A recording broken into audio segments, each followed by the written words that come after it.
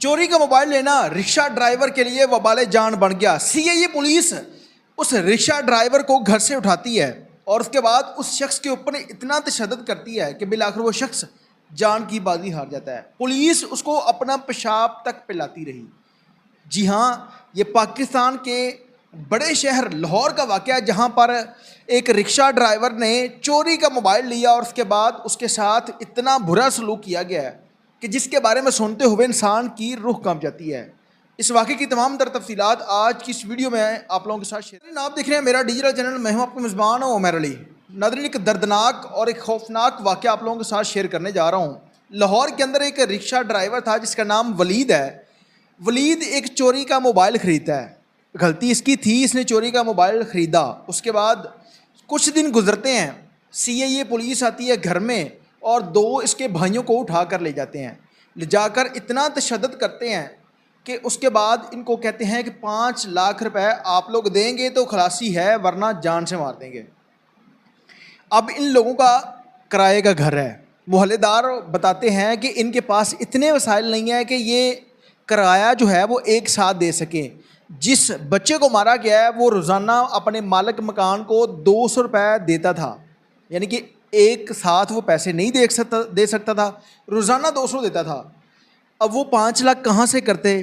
والدہ نے محلے داروں سے پیسے اکٹھے کیے، کسی نے 100 دیا، کسی نے 200 دیا، 30,000 روپے جمع کیا، ایک بیٹے کو چھڑوایا۔ پھر دوسرے بیٹے کو اتنا تشدد کرتے ہیں، وہ فون کر کے اپنے دوستوں کو کہتا ہے کہ خدا کے لیے مجھے بچا لو، یہ لوگ مجھے پیشاب پلا رہے ہیں۔ استغفر اللہ، توبہ نعوذ باللہ۔ یہ اس کی فیملی کہہ رہی ہے کہ ان لوگوں نے ہمارے بیٹے کو پیشاب تک پلایا ہے۔ اس کے بعد اتنا تشدد کا نشانہ بنایا کہ جب اس کی حالت غیر ہو جاتی ہے پھر 30,000 لے کے اس کو بھی چھوڑ دیتے ہیں۔ اب اس بچے کو جب گھر لے کر آتے ہیں تو اس کے کندھے میں ایک یہاں سے ایک دوست نے اٹھایا ہوا ہے، ایک دوسری طرف اٹھایا ہوا ہے۔ اس کو گھر لے آتے ہیں اور اس کی حالت بہت زیادہ خراب ہو چکی تھی۔ والدہ نے پھر لوگوں سے پیسے اکٹھے کیے، اس کی میڈیسن لے کے آئی، پھر گھر کا چولہا تک سیل کر دیا۔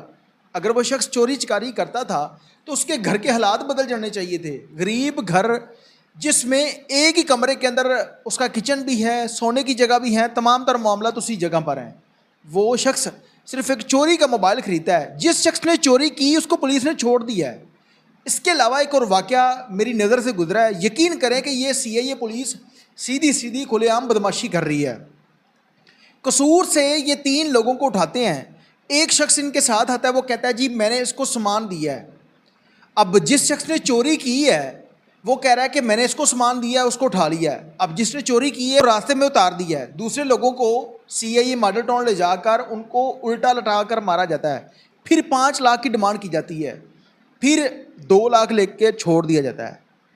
اور یہ 2 سے 3 دفعہ یہ ہو چکا ہے۔ اب ایک شخص جو کہ 2-3 لاکھ نہیں دے سکتا وہ اپنے بچوں کو مروا لے گا۔ اب اسی طرح سے کرتے ہیں۔ اب ان لوگوں نے اس ولید نامی شخص کو اتنا تشدد کا نشانہ بنایا، اس کی حالت غیر ہونے پر اس کو چھوڑ دیتے ہیں، گھر لے آئے، والدہ اس کا علاج کرواتی رہی۔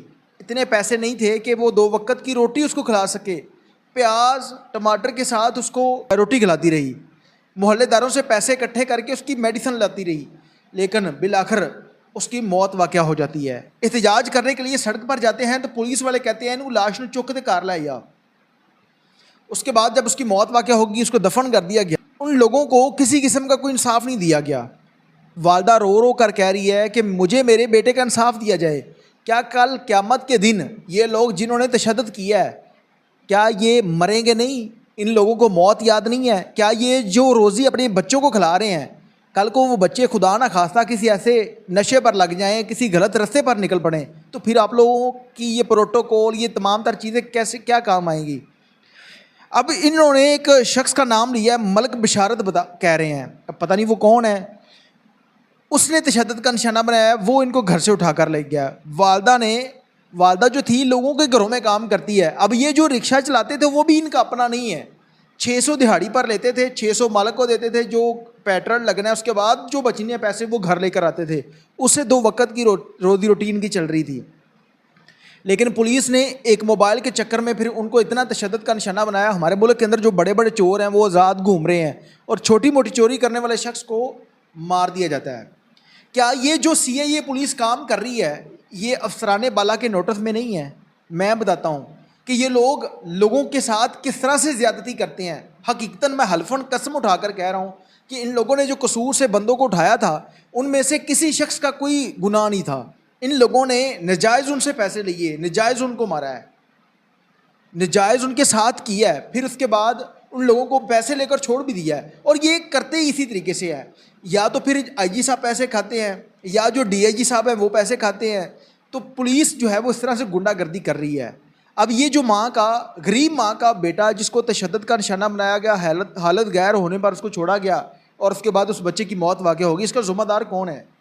کیا یہ لوگ کل کو مریں گے نہیں اللہ کے حضور؟ کس طرح سے پھر یہ اپنا منہ دکھائیں گے کہ ان لوگوں نے غریب غربا لوگوں کے اوپر کتنا ظلم کیا؟ اللہ تعالیٰ جو اللہ تعالیٰ نے ان کو طاقت اور پاور دی تھی اس کا ناجائز استعمال ان لوگوں نے کس طرح سے کیا ہے. میری پولیس کے افسران سے اسپیشلی مریم نواز صاحبہ سے گزارش ہے کہ اگر اس معاملے میں ذرا جتنی صداقت ہے تمام تر معاملے کے اوپر انویسٹیگیشن کی جائے. اگر ان لوگوں نے واقعتاً ہی اس شخص کے ساتھ, اس غریب ماں کے بیٹے کے ساتھ ظلم کیا ہے تو ان لوگوں کو بھی نشان عبرت بنانا چاہیے, کیفر کردار تک پہنچانا چاہیے. اس کے ساتھ اپنے میزبان عمیر علی کو اجازت دیجیے اور دیکھتے رہیے میرا ڈیجیٹل چینل اللہ نے کی بات.